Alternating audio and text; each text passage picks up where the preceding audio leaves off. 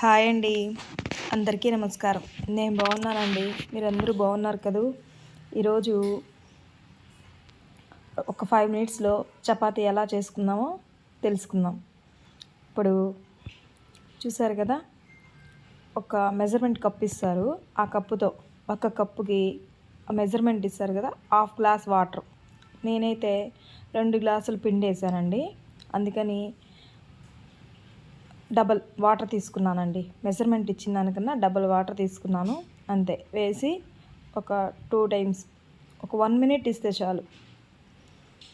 చూడండి ఎంత ఇదిగా తిరుగుతుందో. అదే మనం చేత్తో కలపాలనుకోండి ఎంతసేపు పడుతుంది. చూడండి ఎంత సాఫ్ట్గా ఉందో. చాలా చాలా బాగా వస్తాయండి చపాతీలు.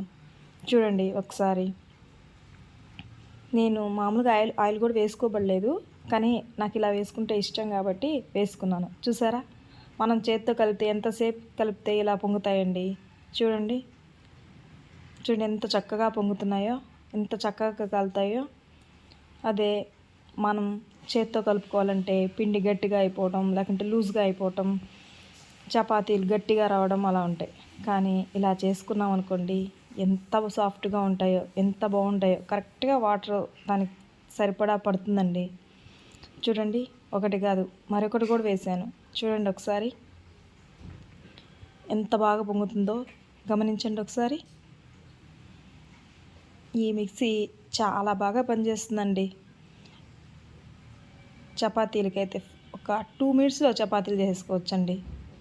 చూసారా, ఇది కూడా ఎంత చక్కగా పొంగిందో. అదే మనం మామూలు పిండి అయితే కలిపి నానబెట్టి చేసుకోవాలండి. చూసారా, మష్రూమ్ కర్రీ ఎంత బాగుందో.